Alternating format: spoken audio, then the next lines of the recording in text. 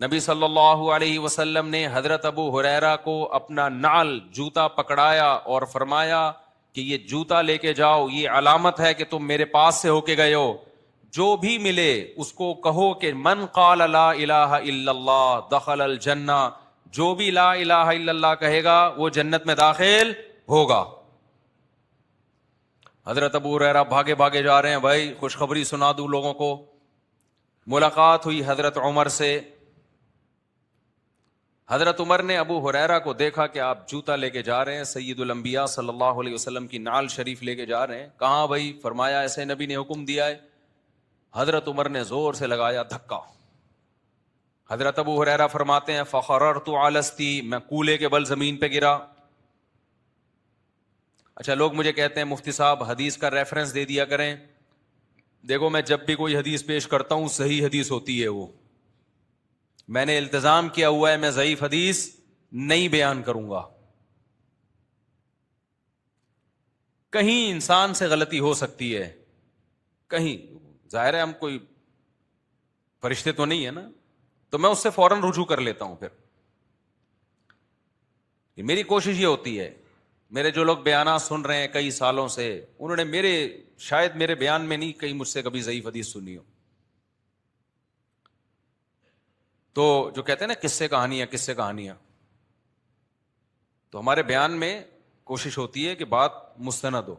اور عربی کے الفاظ پڑھ لیتا ہوں تو اب تو رہ کیا گیا، آپ گوگل پہ وہ الفاظ لکھیں فوراً حدیث آ جائے گی سامنے۔ تو یہ بخاری مسلم کی حدیث ہے، فخررت علی استی، فرماتے ہیں میں کولے کے بل زمین پہ گرا۔ حضرت عمر نے فرمایا واپس۔ کیا فرمایا؟ واپس۔ آپ کو یہ حدیث لوگوں کو سنانے کی اجازت بولو نہیں۔ حضرت ابو ہریرہ روتے ہوئے واپس گئے۔ نبی نے پوچھا کیا ہوا؟ فرمایا عمر نے میرے ساتھ یہ سلوک کیا ہے، میں آپ کی حدیث لے کے جا رہا ہوں لوگوں کو سنانے کے لیے، اور عمر نے کیا کیا؟ دھکا دے کے نیچے گرا دیا مجھے کہ واپس۔ حضرت عمر کی نیت نیچے گرانے کی نہیں تھی، یہ ایسا ہی تھا جیسے حضرت موسیٰ نے جو قبطی کو تھپڑ لگایا تو مارنے کی نیت تھی نہیں، وہ بندہ مر گیا۔ تو حضرت عمر کا یہ مطلب نہیں تھا کہ نیچے گرا دیں ان کو، طاقت بہت تھی۔ تو نبی صلی اللہ علیہ وسلم نے حضرت عمر سے پوچھا کہ عمر تم نے ایسا کیوں کیا؟ فرمایا یا رسول اللہ اذن یتکل الناس، لوگ یہ حدیث سنیں گے اسی پر اعتماد کر کے بیٹھ جائیں گے، اس کا سوسائٹی پہ اثر وہ نہیں ہوگا جو آپ چاہ رہے ہیں۔ لوگ کیا کریں گے؟ لوگ کہیں گے اچھا صرف لا الہ الا اللہ کہہ دو، اب ہمیں عمل کی بالکل بھی ضرورت نہیں ہے۔ تو آپ صلی اللہ علیہ وسلم نے حضرت عمر کی تائید کی کہ ٹھیک کیا۔ سمجھ میں آ رہی ہے بات کہ نہیں آ رہی ہے؟ بھئی لوگ اس کا مطلب کیا سمجھیں گے؟ اب بتاؤ نبی غلط بات کر سکتے ہیں؟ ناممکن ہے۔ تو پیغمبر غلط نہیں ہو سکتے، سننے والا وہ غلط ہو سکتا ہے، یا اس کی مینٹل لیول سے اوپر کی بات ہو سکتی ہے۔ آپ صلی اللہ علیہ وسلم نے فرمایا کلم الناس علی قدر عقولہم، لوگوں سے بات کرو ان کی عقل کے مطابق، ان کے مینٹل لیول کے نیچے نیچے رہ کے بات کرو، ان کے مینٹل لیول سے اوپر کی باتیں، اب دیکھو جملہ ہی نہیں مکمل کرتے، اوپر سے کی باتیں مت کرو۔ اتحبون ان یکذب اللہ ورسولہ، کیا تم یہ چاہتے کہ لوگ اللہ رسول کا انکار کر دیں؟ بعض دفعہ بات صحیح ہوتی ہے لیکن وہ آپ کے مینٹل اپروچ سے آگے کی بات ہوتی ہے، تو اس سے آپ کو اسلام غلط لگنے لگتا ہے، حالانکہ بات صحیح ہے لیکن آپ کی کھوپڑی وہاں تک نہیں پہنچی ہوئی۔ تو دیکھو حضرت عمر نے کیا فرمایا کہ بات صحیح ہے لیکن اس کا سوسائٹی پہ اثر کیا ہوگا۔ بعد میں پھر یہ حدیث بتا دی گئی، بعد میں حضرت ابو ہریرہ نے بتا دی، چونکہ جب یہ اطمینان ہو گیا کہ بھئی عمل کی اب اتنی اہمیت بیان کی جا چکی ہے کہ اب اس حدیث کے لوگوں میں شائع ہونے سے نقصان نہیں ہوگا۔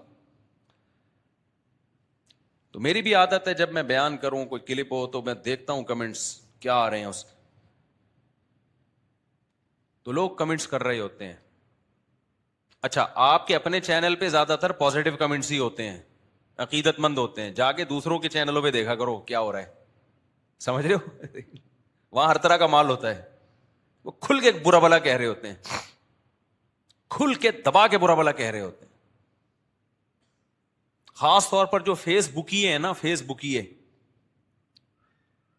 جتنا بدتمیز طبقہ فیس بک پہ پوری دنیا میں پایا جاتا ہے، تمیز والے بھی ہیں، ایسا نہ ہو کوئی آپ میں سے فیس بک پہ ہو تو کہہ رہے ہیں مفتی صاحب نے بدتمیز بول دیا. یعنی بدتمیزی کا جتنا ریشو فیس بک پہ ہے اتنا یوٹیوب پہ نہیں ہے. اس سے اندازہ ہوتا ہے کہ تو اوٹ پٹانگ قسم کے اعتراضات غیر مسلموں کی طرف سے بھی ہوتے ہیں. ایک غیر مسلم نے اعتراض کیا تھا میرے بیان پہ. اس نے بولا یہ مسلمانوں کے چکر بازی ہیں، ٹینشنوں میں، پیسہ کماؤ عیاشی کرو، اس لیے سب کچھ کیا ہے؟ پیسہ. یہ ہندو کے کمنٹس آپ کی خدمت میں پیش کر رہا ہوں میں. نٹور لال سنگھ تھے یا کوئی اور سنگھ تھے، سنگھ تو سکھ ہوتے ہیں نا، اچھا خیر. اکثر غیر مسلم یہ بات کھل کے کر رہے ہوتے ہیں، کہہ رہے ہیں سب کچھ کیا ہے بھائی دنیا میں؟ پیسہ ہے، پیسہ کماؤ مزے اڑاؤ. سمجھتے ہو؟ پیسہ کماؤ مزے اڑاؤ. اب اس کو میں کیا سمجھاؤں؟ کمنٹس میں تو نہیں آدمی گھنٹہ لکھ کے سمجھا سکتا نا کہ میرے بچے تیرا دماغ ہو گیا ہے خراب. یہ تو شکر ہے اللہ نے ہمیں مسلمان بنا دیا، اللہ کا بہت بڑا احسان ہوا. پیسہ کمانے سے ہم منع نہیں کر رہے. میں دوسرے طبقے کی طرف بھی ابھی آؤں گا جو مسلمانوں میں بنیاد پرست مسلمان ہیں، جنہوں نے دینداری کا معیار ہی چینج کر دیا. ابھی ادھر بھی آ رہا ہوں میں. دنیا میں ایک اصول یاد رکھو، جس کی خواہشات پوری ہوتی رہتی ہیں نا، اس کی خواہشات کبھی پوری نہیں ہوتی. یہ ذہن میں رکھنا، کیونکہ انسان کو اللہ نے فلیکسیبلٹی رکھی ہے، ایک لچک رکھی ہے. دیکھو آسانی سے بات سمجھاتا ہوں. آپ چپل خریدنے جاتے ہو، بالکل ناپ کی ہوتی ہے وہ چپل، ایسا ہی ہے نا؟ تھوڑے دنوں میں تھوڑی بڑی ہو جاتی ہے کہ نہیں ہو جاتی؟ کیا خیال ہے؟ اور آسان مثال، ہیلمٹ میں 20 دفعہ تجربہ کر چکا ہوں. اپنے سر کے حساب سے ہیلمٹ لے کر آیا، میں بالکل فٹ آ رہا تھا میری کھوپڑی پہ.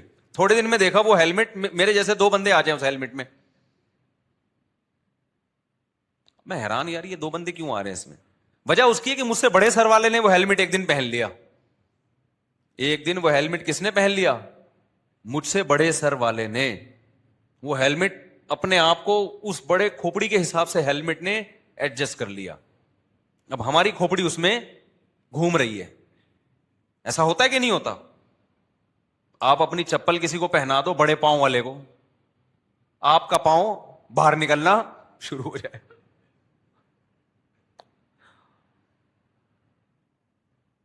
جیسے اس میں لچک رکھی ہے نا چپلوں میں، ہیلمٹ میں، ایسے ہی انسان کی جو چاہتے ہیں وہ کسی ایک جگہ جا کے رکتی نہیں ہے.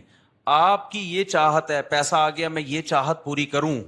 جب آپ وہ پوری کرتے ہو تو آپ کا اس سے دل بھر جاتا ہے بہت جلد. جب دل بھرتا ہے تو اب آپ کو اس میں مزہ نہیں رہے گا، اب آپ اس سے اوپر کی چیز چاہیے آپ کو. اور یہ ایسی دوڑ ہے جو نہ ختم ہونے والی دوڑ.